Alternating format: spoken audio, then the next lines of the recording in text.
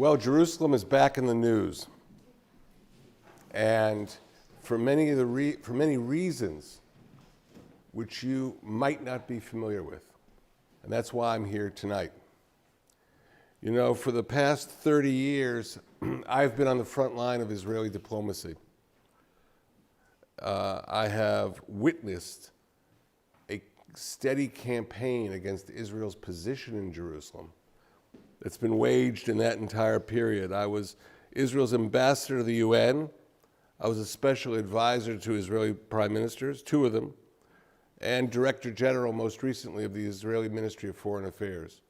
I used to come to London on a regular basis and have a dialogue with the Foreign Office on all Middle Eastern issues. In the next 25 minutes, I would like to talk to you about the struggle we have been waging on the issue of Jerusalem. And in many respects, although the decision of the US government to move its embassy from Tel Aviv to Jerusalem has seized many of the headlines, that comes after Jerusalem has been subject to a diplomatic assault, which I'd like to describe to you tonight. I want to make one other comment. Jerusalem has created a lot of rhetoric between the parties, between Israelis, Palestinians, between other people in the Middle East, and Americans, Europeans. Last December, there was a meeting of the Islamic, the Center, or I should say the Organization for Islamic Cooperation. And at that meeting, Mahmoud Abbas, the president of the Palestinian Authority, spoke. And he said something which will figure prominently in my words tonight. He said that Jews are really excellent in faking and counterfeiting history and religion. I was struck by that because while I many times disagree with fellow Middle Easterners about what goes on in Jerusalem and how we should understand it, one thing I refuse to do, and that is to assault principles of their faith with respect to Jerusalem. They can say whatever they want about their faith as long as they don't try and assault my faith. And part of the tragedy of the current period is this overall assault on the connections between Israel, the Jewish people, and Jerusalem. And this has huge implications for the cardinal question being asked, which is, who is going to protect Jerusalem in the future? Will it be national movements that doubt the legitimacy of various faiths' connections to Jerusalem? Or will it be national movements that understand that there are other national groups that have connections to Jerusalem? That sounds a little bit vague. It'll become clearer in the course of my presentation. Could I have the next slide, please? I have to take us back to October 2016. UNESCO, the United Nations Educational, Scientific, and Cultural Organization. It asserted that the Temple Mount was connected to Islam, but it refused to acknowledge any Jewish connection whatsoever, or for that matter, any Christian connection to the Temple Mount. In the resolution that it adopted in Paris on October 2016, it used only the Islamic term for the Temple Mount area, referring to it as the Al-Aqsa Mosque, Haram al-Sharif, but the actual terminology, Temple Mount, which had been used by the British, which had been used by international organizations for years, suddenly vanished. It was gone.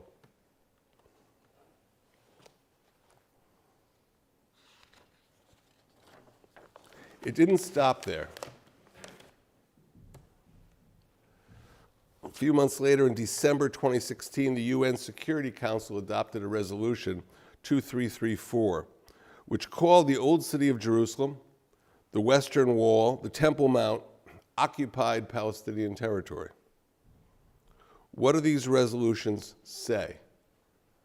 First of all, they raise doubts about the legality of Israel's position in Jerusalem. The legality. They raise questions about religious freedom under Israeli rule, and they ignore our historical links to Jerusalem, and they fabricate, yes, they fabricate an alternative narrative. Now, there are people who say, well, why do you care so much about all these UN resolutions? Why do they bother you? After all, it's all power politics. What happens on the ground is that Palestinian representatives manage to convene the entire Arab bloc at the UN. The Arab bloc then recruits the Islamic states, who in turn recruit what's called the non-aligned movement, the NAM countries. And that way you get about 120 votes out of 193 UN member states. But that seems like an automatic machine. It doesn't seem like something which can make a judgment about which side is correct or which version of events is correct. But I say that it is extremely important when the UN makes these votes, even if sometimes they look extremely distorted and extremely unfair. Because the diplomacy at the UN shapes political consciousness, how people look at issues. And political consciousness shapes our ideas and, in fact, shapes our lives. I had a point of comparison in that last UN resolution. When I arrived to the UN as Israel's ambassador in '97, a year before, the American ambassador to the UN was Madeleine Albright. And she faced a draft resolution that described Jerusalem as occupied Palestinian territory. She stood up and she said, I reject this language. You know, this is something that's supposed to be negotiated. I can't accept this language. And it sounded back in '97 when she made that statement that the US was prepared to use its veto against this resolution. But 20 years later, when we were facing Resolution 2334, the American veto had vanished. Things change because of a succession of resolutions, because of changes in political consciousness about the issue. And what I think had changed was the question of doubt about Israel's position and rights. I believe that's the real purpose of these UN resolutions that we faced in 2016. They're there to raise international doubt. So whenever Israel points to historical rights in Jerusalem when these debates occur, people, and very intelligent people, will ask themselves, is that really true?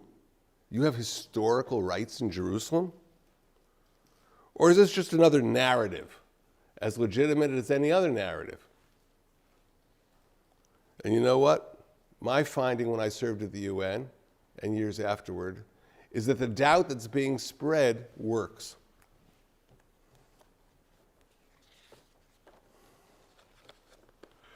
To give you some examples, in 2001, the prestigious University of Chicago Press published an academic book dismissing the biblical accounts of the first and second temples as a national historical tale.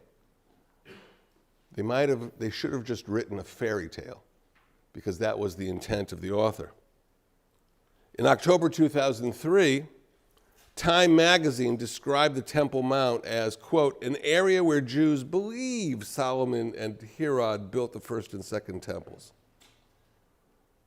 About the same time, in 2010, Professor Juan Cole of the prestigious University of Michigan went so far to argue that archaeology does not show the existence of a Jewish kingdom in Jerusalem.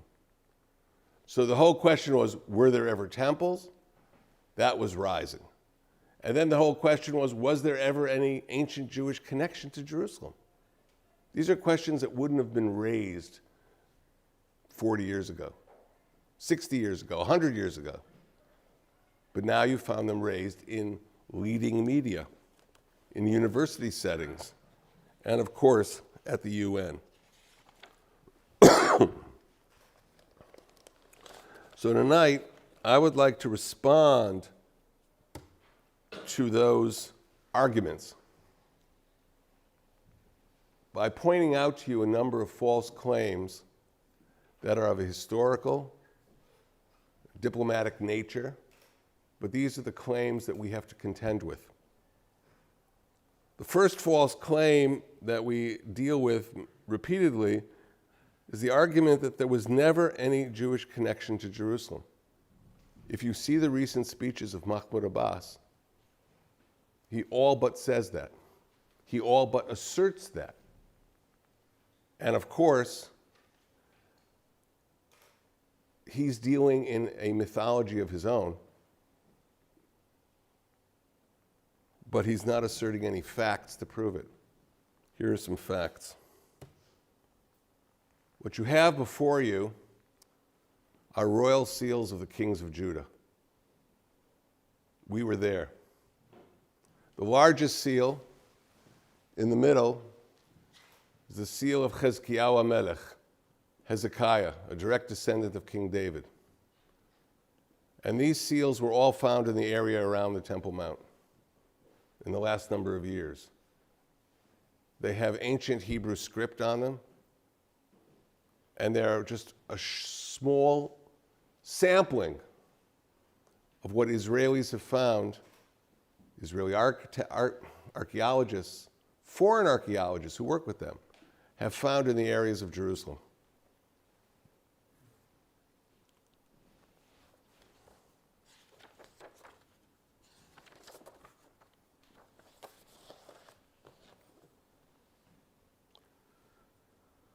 Then there was a theory you started hearing the last number of years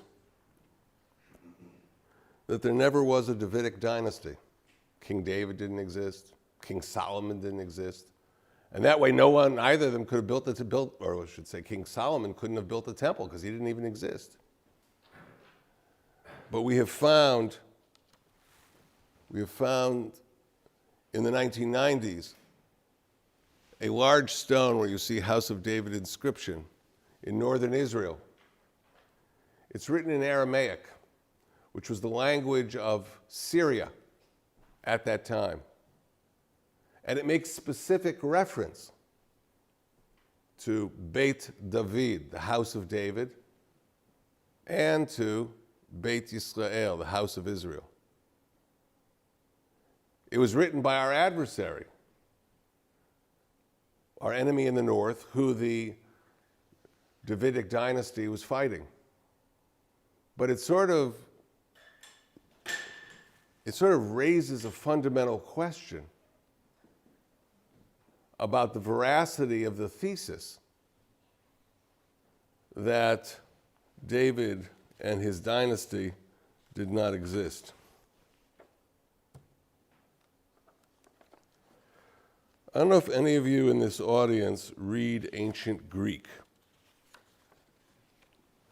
I ask that question because part of the debate against the state of Israel and its claims in Jerusalem is a thesis put forward that temples never existed, that Yasser Arafat said at Camp David. But more fundamentally, we're asked many times, go prove that there was a temple. You know, it's not like when you're doing an archaeological dig in the area around the Temple Mount, we don't dig on the Temple Mount itself. But if you're digging in the area around it, you're not going to find a sign there saying, oh, this area used to be the temple. You're not going to find a doorknob menu for the high priest. But in fact, next to the Temple Mount, not long ago, a sign was found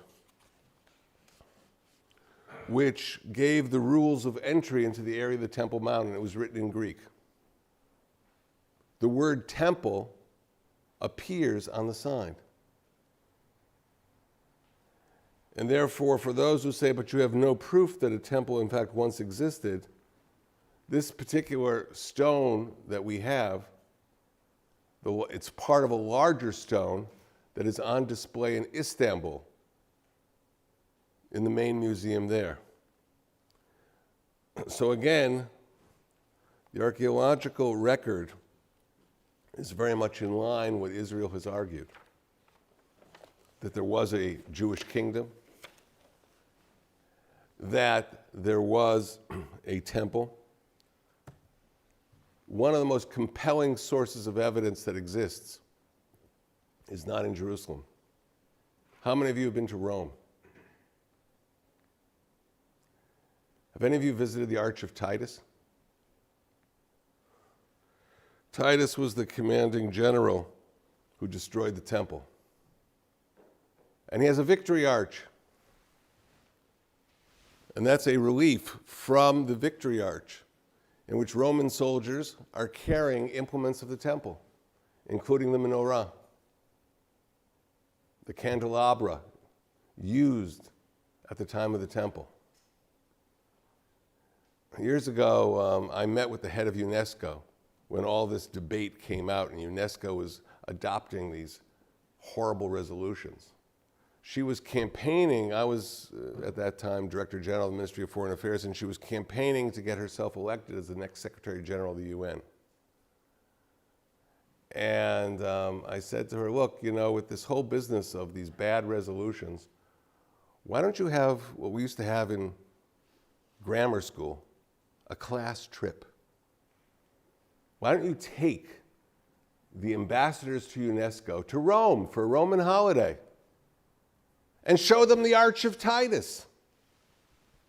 So the next time somebody stands up at the UN or in UNESCO and says, there never was a temple, what the hell are they talking about? They can see the evidence.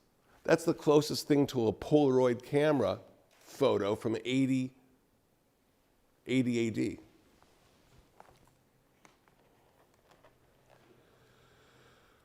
Now you might ask yourself, I'm talking about the temple for the last 10 minutes, why was it so important? In the Bible, its construction is the only event dated specifically in relation to the Exodus from Egypt, 480 years later.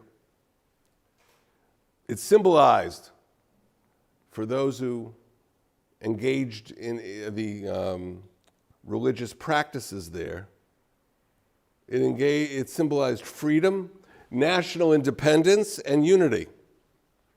It's also interesting that prayers that were offered at the temple were for other nations as well. They weren't just for the Jewish people. Non-Jewish rulers from all over the Middle East, from all over the ancient world, actually offered gifts to the temple. Darius, king of Persia, Augustus Caesar from Rome, and others. The temple integrated the particularism of the Jews with Jewish universalism because it extended out to other nations.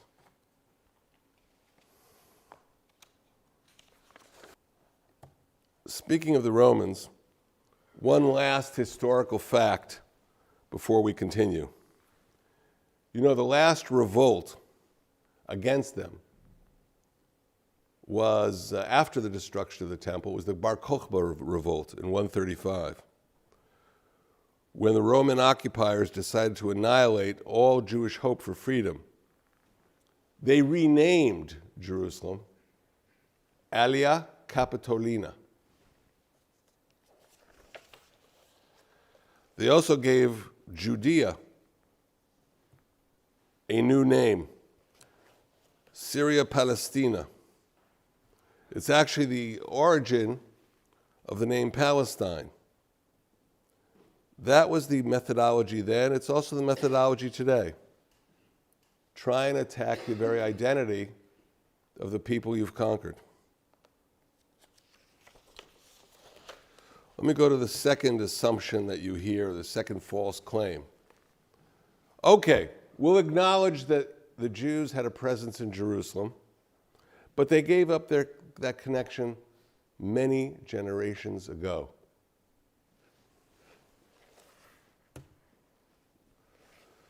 I mentioned Bar Kokhba. This is a Bar Kokhba coin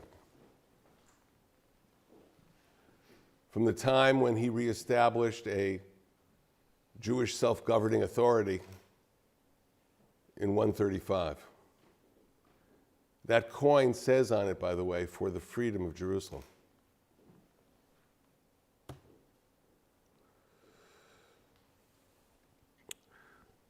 One of the most outstanding pieces of scholarship that I've read on much of this period is a book by Professor Moshe Gil from Israel called The History of Palestine. And it has inside of it sources from the Byzantine period, from the early Arab period. And there are some astounding quotes because people say, wait a minute, you guys had left the land. You're no longer there. So he writes in the very beginning of his book, at the time of the Muslim conquest, that's the 7th century, the Jewish population residing in the country at the time of the Muslim conquest consisted of the direct descendants of the generations of Jews who had lived there since the days of Joshua ben Nun. In other words, there had been this consistent presence over the years. It appeared in the writings of church fathers, which he uses as a source. And it appeared in many Jewish sources at the time, which I will show you momentarily. I don't know whether anybody in this audience reads Judeo-Arabic. It's not like a required language like French or Spanish. Judeo-Arabic was a language which the Jews developed in which the letters on this text are Hebrew letters, but the actual syntax, the sentences, are all in Arabic. Maimonides used to write in Judeo-Arabic, for example. It's very tough to learn. I took a course for a year in Judeo-Arabic. I really broke my teeth. But this document was found in what's called the Cairo Geniza. Has anyone heard of the Cairo Geniza? So the Cairo Geniza, in the early Middle Ages, when people had documents which had God's name on them, when you're finished with them, you couldn't just throw them in the trash can. They were put into a box, which was stored away for the future. And in the attic of one of the great synagogues in Cairo, you had a Geniza with many, many, many documents. Some of those documents came to Cambridge. Some of those documents went to Leningrad. And some of those documents are now in Israel and in one other location, the Jewish Theological Seminary in New York. Well, what's interesting is this particular document, for our understanding of the history of the era, the dynamics of the era. You know, when the Romans took over Jerusalem and vanquished the Jews, particularly after the Bar Kokhba revolt,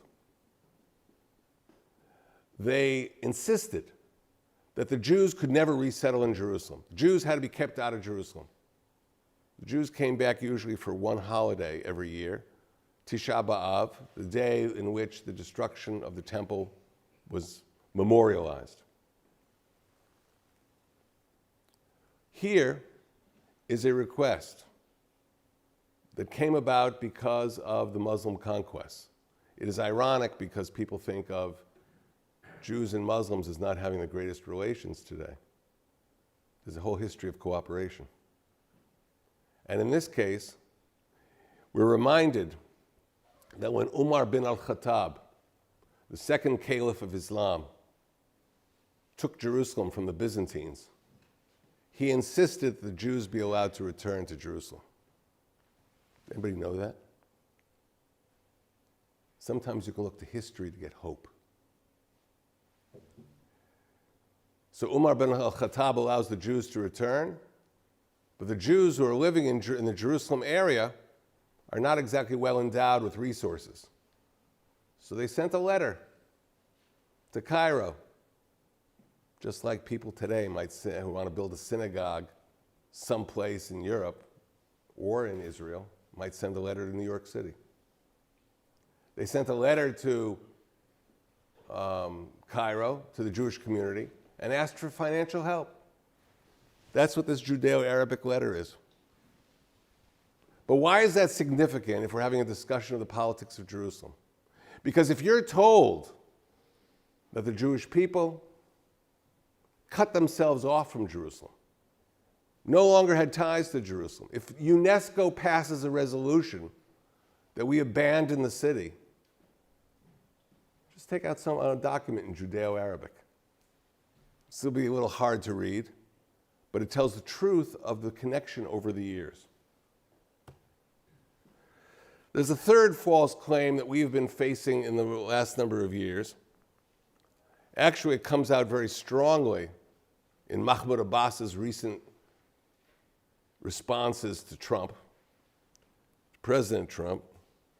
It's basically that the Jews came to Jerusalem only recently as a result of colonialism in the early years of the 20th century. Now, let's say I asserted to this audience, the Jews have a majority in Jerusalem. And I asked you, write down on a piece of paper when you think the Jews reestablished the majority in Jerusalem. When did they return? I've asked this question many times. I speak all over different English-speaking countries. And the most common answer I would get is, oh yeah, the Jews reestablished a majority in Jerusalem when? 1967.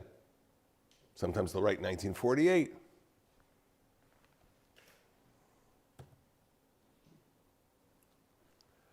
The fact of the matter is, people would be way off. And they are way off. The answer to the question is when they established their majority in Jerusalem. It happens to be in 1863. And how do we know that? When I wrote my book, The Fight for Jerusalem, I sent a student at Oxford to the Public Record Office, the PRO, in Kew, here in London. And I asked him to go over the consular records of the British consulate in Jerusalem. And lo and behold, what he found, and that's on the right, is a tabulation of the demography in Jerusalem, in which out of a total population of 15,000, there are 4,500 Muslims and 8,000 Jews. 1863. Because the truth is, the Jews kept their connection to Jerusalem, and they kept coming back. The previous page, you might have seen a ship, which I showed, and a picture of Napoleon Bonaparte.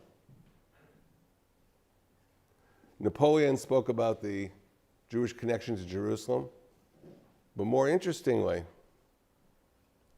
there had been a whole immigration into Jerusalem through ships that had been piloted by various European sea captains.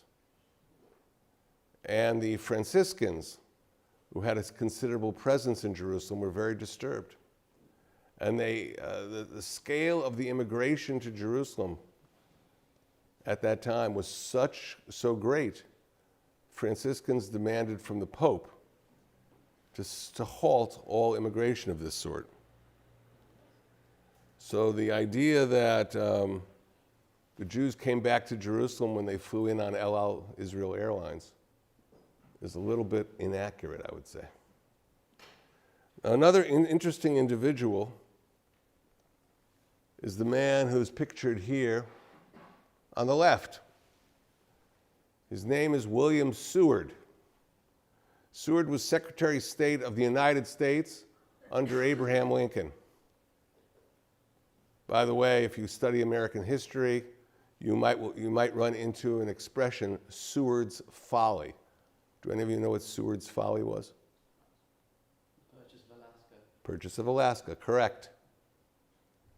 So Seward was a very important figure. He was probably the most powerful person in the Lincoln administration after the president himself. Well, in 1870, when he was no longer Secretary of State, he decided to visit Jerusalem.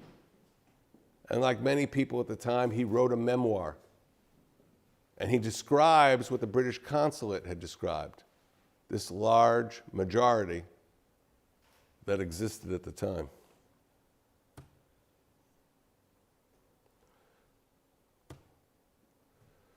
So to say that the Jews came back to Jerusalem only on the wings of European imperialism and colonialism is completely wrong. It's historically wrong. It can be documented to being not true.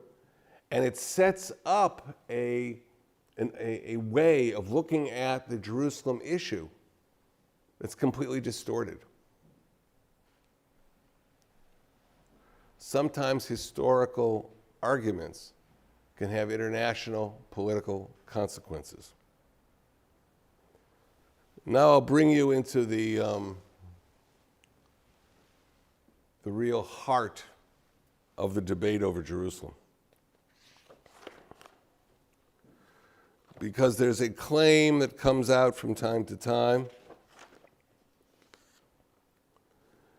that the Jews have no historical rights, no legal rights to Jerusalem. As we noted in the beginning of my talk, the UN Security Council resolutions at the end of 2016 talked about Israel's presence and actions in the old city of Jerusalem as being illegal under international law. If you have to give a speech at the UN and you're not the Israeli ambassador, that's common parlance. The Israelis are violating international law. Saeb Erekat goes on CNN. It's his mantra. He repeats it over and over again. He's the head Palestinian negotiator.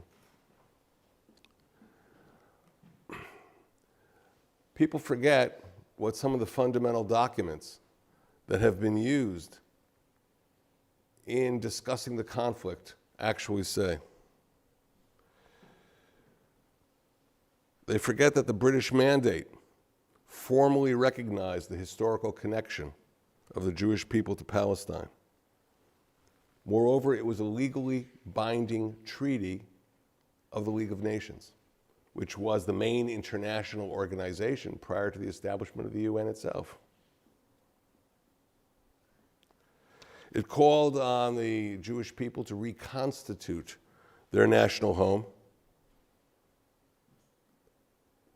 And it created two things. Number one, there was when the League of Nations was being disbanded and the United Nations was being created, there was a resolution in the UN Charter called Article 80. And Article 80 basically stated that all the rights of nations that existed in the League of Nations period transfer over to the UN period.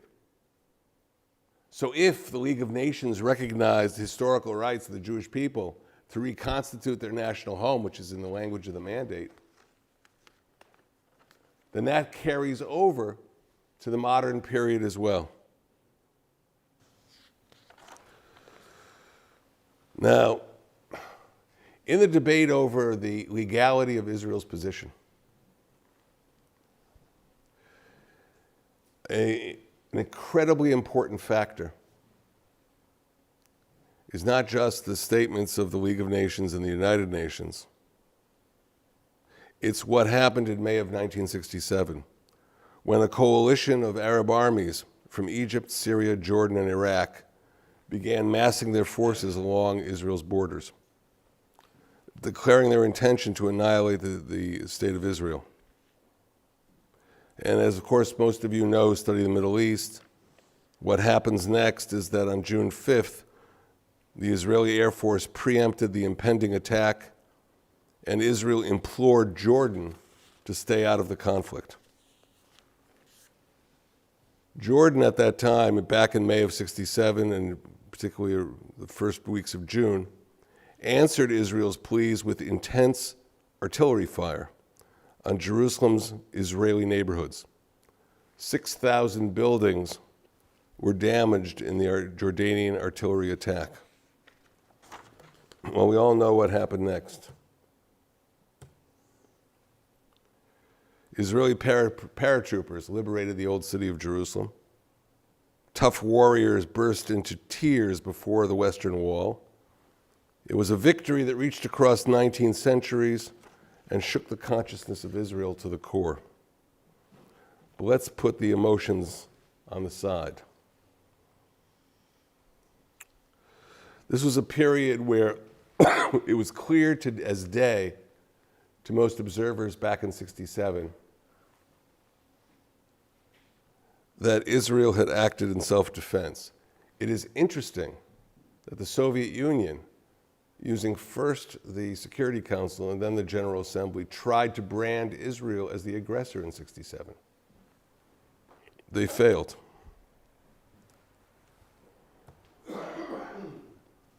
Now, the question of whether Israel was the aggressor, as the Soviets wanted to characterize our behavior, or whether we were acting in self-defense, is hugely important for whether Israel's presence in Jerusalem is legal or illegal. This gentleman who you see here is not a household name. Does anybody study international law here? Well, I'm going to give you his name, Stephen Schwebel. Fantastic guy, he certainly is. And if you search, do a search for his articles in the American Journal of International Law, which is probably the preeminent international law journal. He wrote an article in 1970, 3 years after the Six-Day War.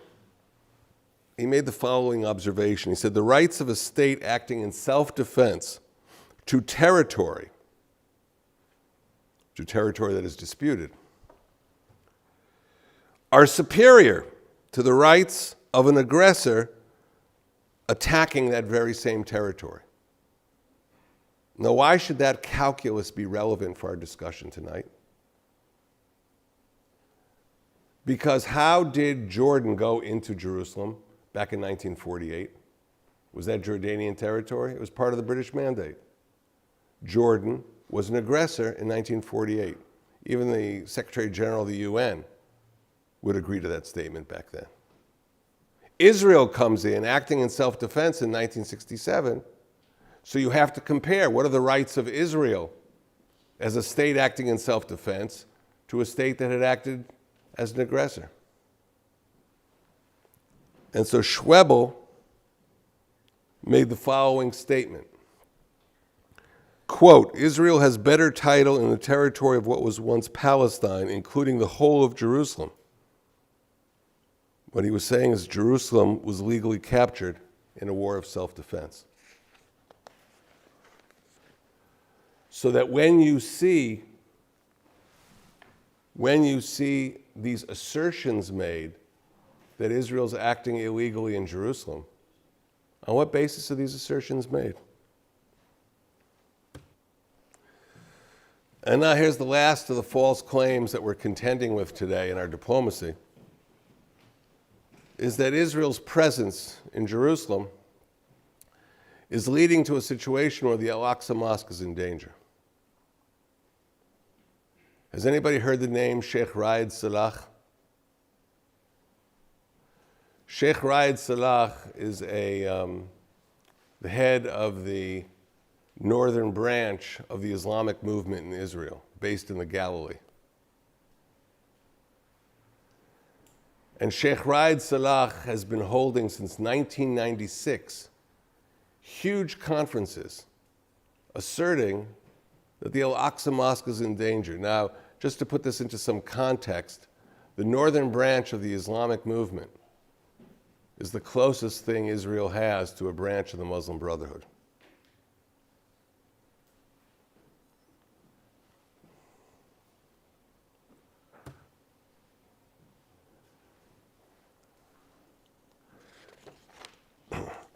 What's Raed Salah and his supporters are basically asserting is that Israel cannot care for Jerusalem. It cannot care for the holy sites in Jerusalem. It will abuse them. When the historical record, of course, shows that going back to 1948, Israel's presence in Jerusalem came under assault by invading Arab armies that were part of the situation back then. So, for example, you see on the right this huge explosion. It's one of the many holy sites, some 55 in Jerusalem, that were either desecrated or destroyed. The name of that institution that is going up in flames is the Porat Yosef Yeshiva. But there are many others there as well. Or you see this massive exodus of the residents of the old city of Jerusalem, these happen to be Jews, going through the Zion Gate, escaping the invading armies. Aren't we supposed to have the help of the United Nations in situations like this? We had Israeli diplomats sitting in New York pleading for an intervention to stop the artillery assault on ancient religious institutions. The UN did not lift a finger. And although there had been ideas for internationalizing Jerusalem back then,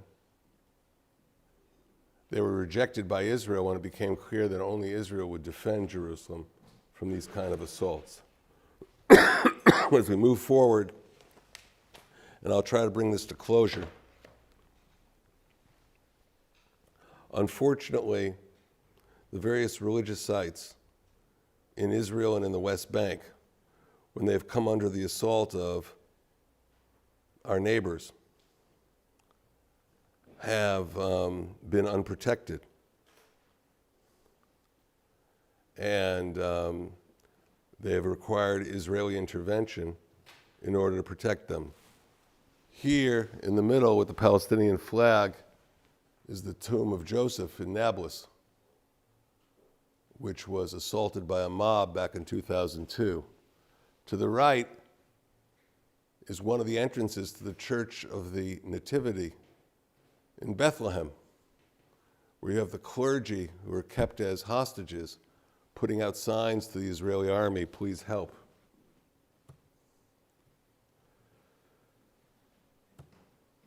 There has been an overall trend across the Middle East in which holy sites have lost their immunity. Whether you're talking about churches in Alexandria or you're talking about Buddhist statues in the Bamiyan Valley in Afghanistan, this phenomenon is occurring, and it's something we have to protect against. So something the international community, when it considers what happens in Jerusalem, has to think about who's going to be there and who's going to protect it. I'm not going on to the whole issue of internationalization. It is obviously an alternative which Israel has rejected strongly because we don't believe it would work. right at the end of the first Arab-Israeli War.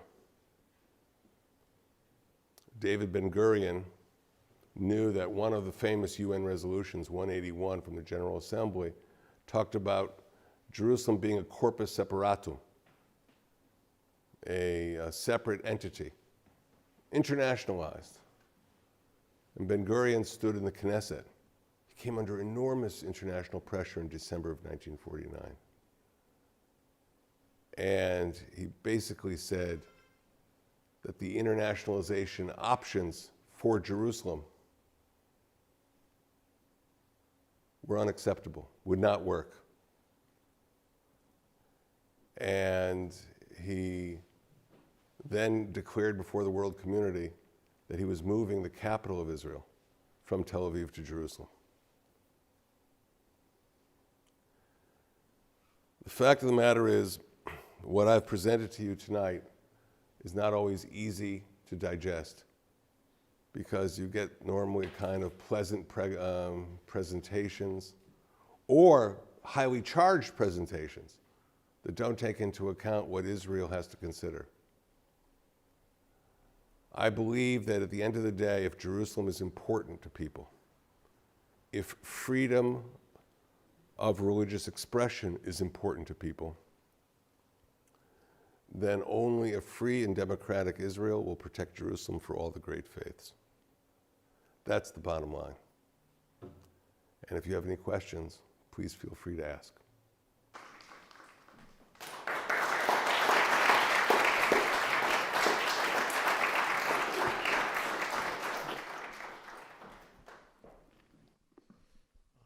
President Mahmoud Abbas of the Palestinian Authority recently expressed that the United States is no longer a neutral arbiter for peace. Firstly, do you agree? Do you agree that the United States is no longer credible to act as running the peace negotiations between Israel and the Palestinian Authority? And furthermore, if this is the new position of President Abbas and the Palestinian Authority, do you think that they will move to the EU? Where do you see them looking for support when it comes to negotiating the conflict?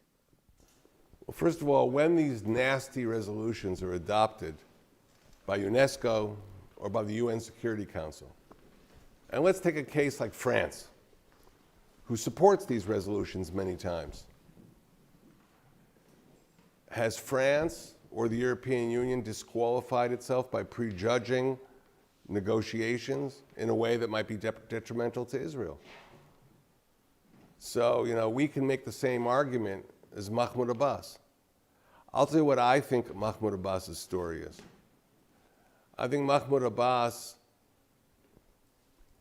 got wind of the Trump proposals. Nobody knows what they are. Nobody knows what Trump's peace plan looks like. Maybe 3 or 4 people do. But there's a rumor mill in the Middle East that you can't stop. Do you remember when we were children and you'd go to kindergarten and the teacher would say, okay, we're gonna play telephone line. She puts all the little kids in a circle, and you start with a sentence like, it's hot in Jerusalem. And the first kid says it to the second child says it to the third child, and it's hot in Jerusalem becomes, it's cold in Antarctica. And that was the content of the message changes through the rumor mill. That's what's happened with the Trump plan. And I think Abbas is nervous about it. He'd rather have no peace plan than a bad peace plan. And so he's now complaining about the positions of the Trump administration on Jerusalem. But at the bottom, what this basically is a refusal to get drawn into a negotiation on terms that are not to his liking. And that's something we could have done for years, but we didn't. So I've done a bit of research into the history behind the David and Solomonic empires and whether they actually did have an empire in Jerusalem.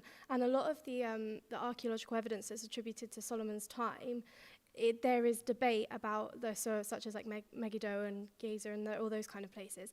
A lot of it can be argued. I'm not saying definitely. There's a lot of debate about whether it was actually Solomon who built these sites. And so my question just is, if it's dubious as to how the biblical accounts are dubious, why is it that it is important to have the capital in Jerusalem and not Tel Aviv, and that kind of like why are you so like, yeah, sorry, I don't know if that's clear, but it doesn't seem to be as clear cut as you're asserting.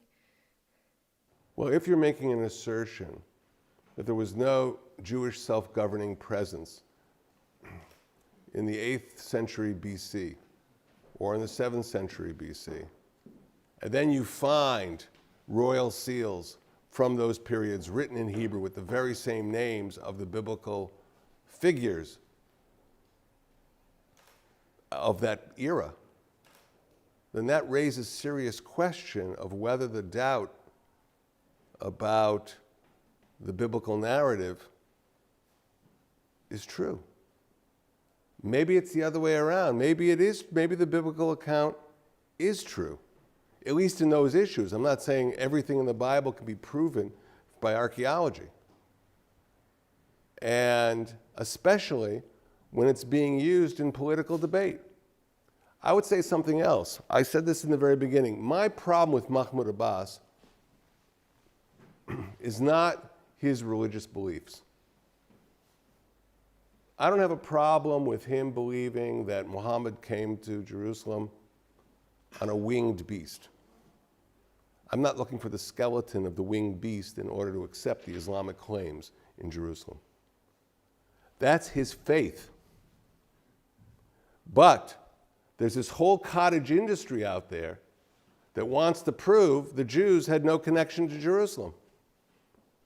And therefore, fundamentals of my faith, such as the existence of David and Solomon, are questioned. And they're being questioned for political purposes, to cut the state of Israel from Jerusalem. And that I won't accept. And if we have to take 50 ambassadors from UNESCO on a Roman holiday so they can see the Arch of Titus and see there was a temple, then we should do it. But my problem is now, and it's gotten much worse, when there are Palestinian claims that the entire Jewish narrative has no basis, when the archaeology leans heavily in our direction.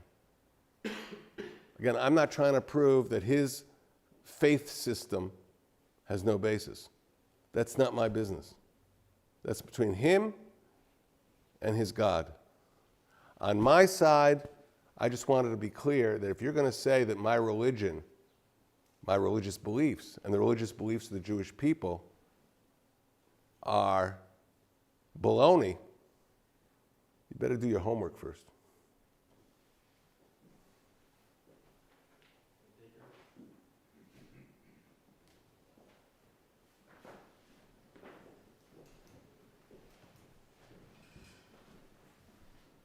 What of the argument for Israel's right to Jerusalem seems to be based on a very sort of we got here first landing, but surely that shouldn't devalue the rights of the Palestinians to also have a say in Jerusalem and its holy sites. I mean, based on this analogy, surely you should be finding some Canaanites to give Jerusalem back to.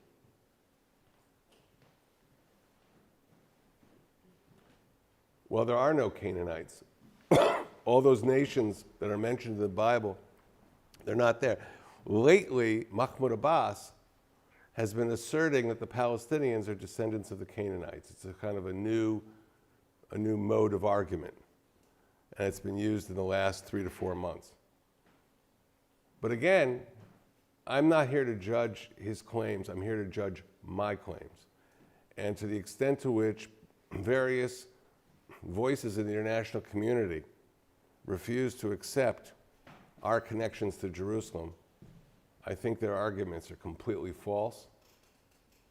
And in any event, the claim to historical rights is not just based on pulling up some archaeological item from the dirt. They're based on international legal arguments. I've given you only a small portion of them here. But the fact that the entire international community met together after World War I and said, the Jews have a right to reconstitute their ancient homeland, that ought to be worth something, particularly when those rights are transferred to the next body. One of the things I learned when I had to go through international law about Israel, Israel's the only country in the international system whose historical rights were confirmed by both the League of Nations and the United Nations. Now, that's not to say nobody else has any rights, nobody else has any particular presence that ought not to be protected. That's not my point. But to completely dismiss the rights of Israel is to miss where the historical evidence is. It's to dismiss where our rights, how our rights have been understood by the international community for more than a century. And for that reason, anyone who studies the Middle East has to be aware of this argument, as well as the arguments that Sai Barakat might make if he was trying to speak before you, as I have.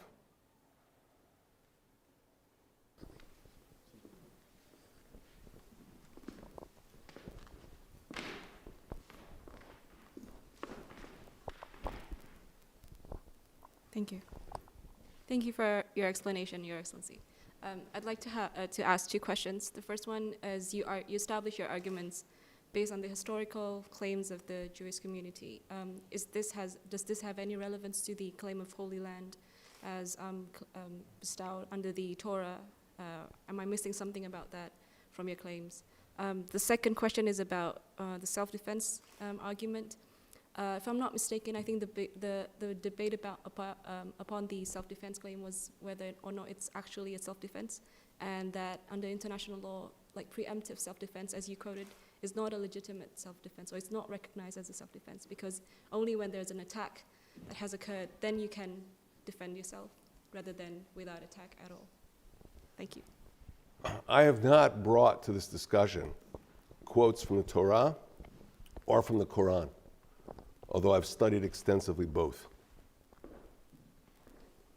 Now, on the issue of self-defense,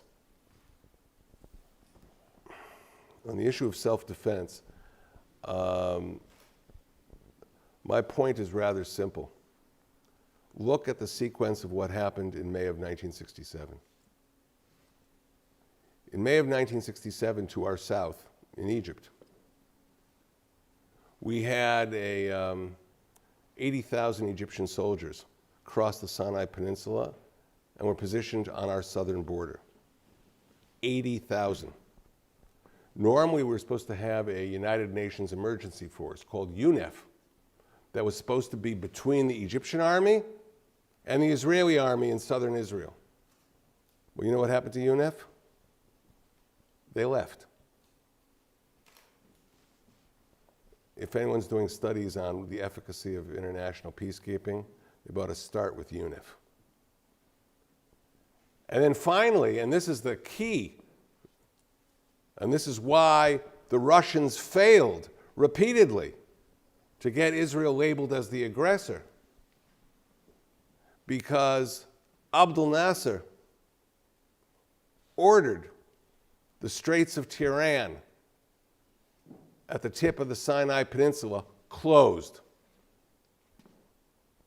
In other words, he put Israel under an international, what's the expression in English? Seger Yami. Not siege. Blockade, thank you very much. Sometimes I lose words. Seger Yami. Under an international blockade. And if you go to your texts on international law, the imposition of a blockade is an act of war. You don't have to fire the first shot. if somebody puts a blockade on you, or you don't have to have the other side fire the first shot. And that is what happened in 1967. I gave you 3 events along Israel's southern border: the movement of forces, the removal of peacekeepers by that great international diplomat Uthant, Secretary General of the UN at the time, and finally, of course, the naval blockade put on the state of Israel, cutting off all our trade from Eilat, going out the straits of Tehran, outward to the Indian Ocean, to the Far East. That is an act of war. And so that if Israel responds to that before the Egyptian army crosses into Israeli territory, that is not an act of aggression, that's an act of self-defense. That's where we were in '67. And you got to know your history if you're going to get into a debate at the UN today about these issues. Of course, our adversaries depend on one thing: ignorance. People who don't review history.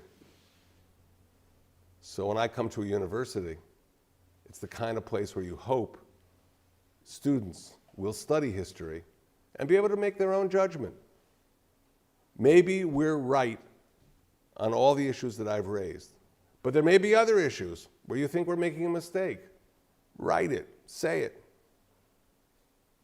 But certainly the way Israel's position in Jerusalem is presented, you would think we, landed from the moon.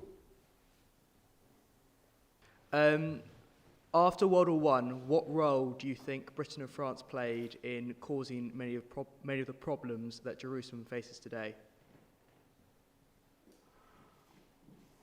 Well, Britain, for one, helped support the Arab invasion of the land of Israel in 1948.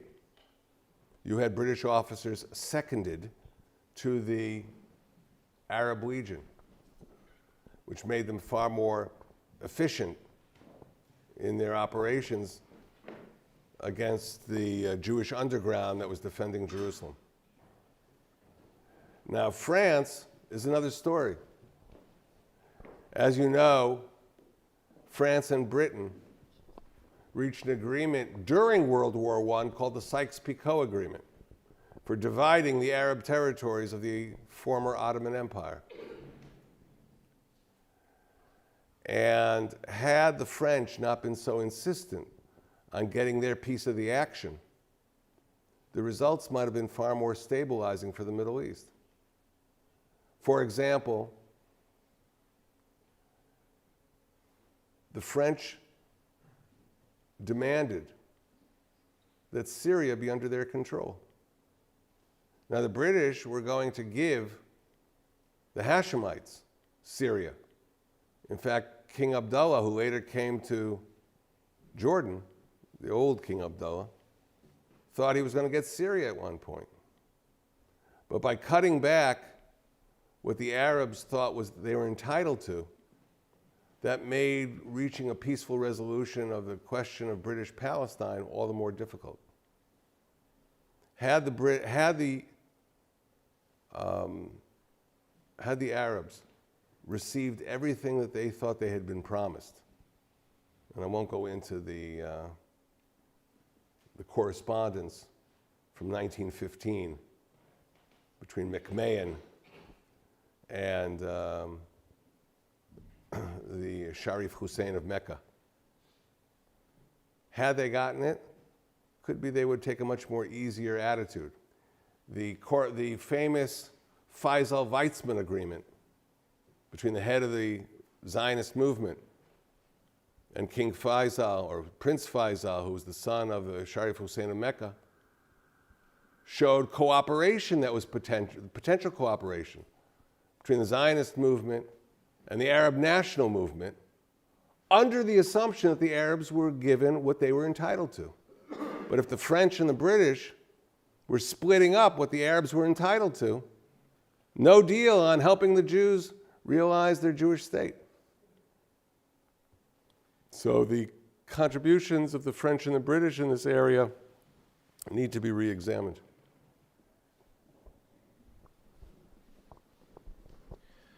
Hi. I've been personally involved in 2 peace processes, one in Northern Ireland and one in Colombia recently. What is it that Israel has to do to get the negotiations moving, and what is it the Palestinians have to do to get negotiations moving? Look, I don't want to sound like I'm like an automatic machine for the Israeli line. I mean, that's my country. That's the country I defend. But we have tried a lot to get the negotiations going. We were told, for example, that if we would have a settlement freeze, which wasn't required by the Oslo agreements, then we get the negotiations going. Prime Minister Netanyahu tried a settlement freeze for 10 months. He got no negotiations as a result. He was told that if he would let Palestinian prisoners out of prison, who'd been imprisoned on various allegations, terrorist crimes, that would get the negotiations going. He did it. It didn't happen. Mahmoud Abbas found some excuses. So we did what we were supposed to do, but it didn't yield negotiations. And that's in the era in which Obama is president of the United States. It didn't help.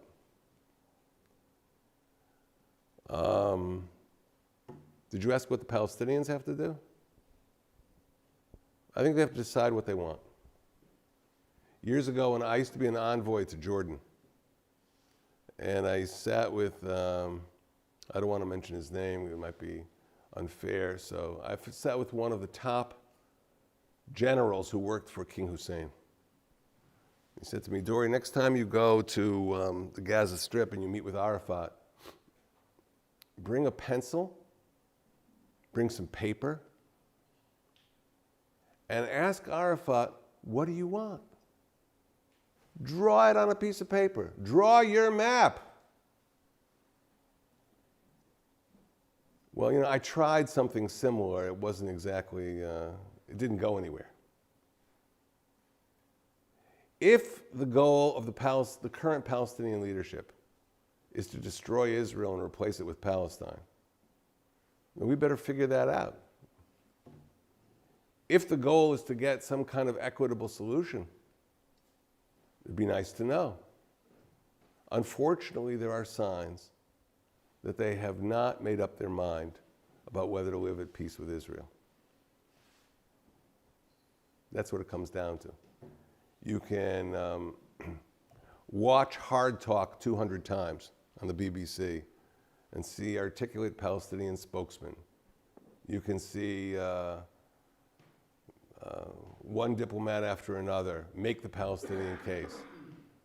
But they've got to prove that they really want to make a peace deal. We'll take one final question. I want to make one other comment. There's a new issue that is growing, particularly in the aftermath of the fact that President Trump has cut the budget or the American contribution of the budget of UNRWA. That's the refugee organization.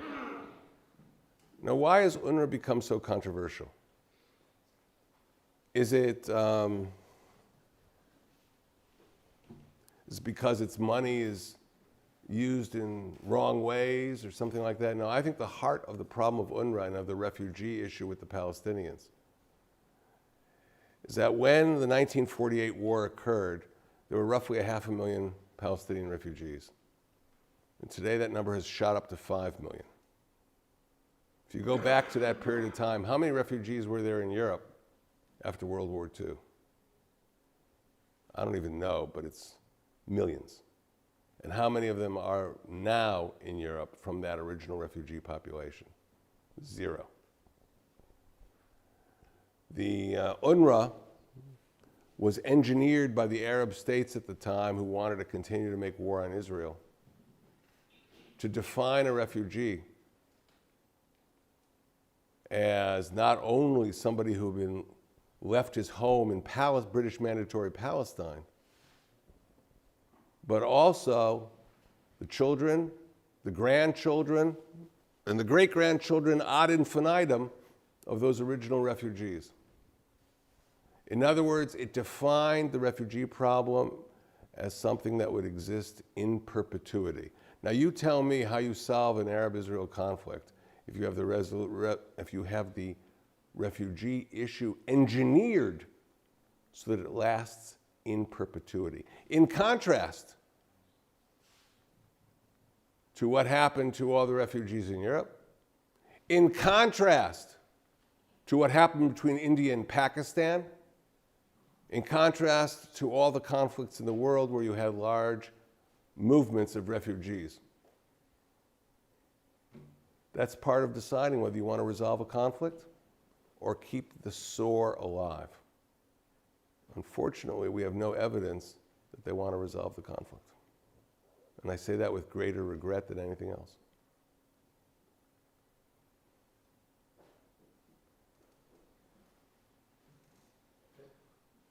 Thank you very much, Ambassador Gold.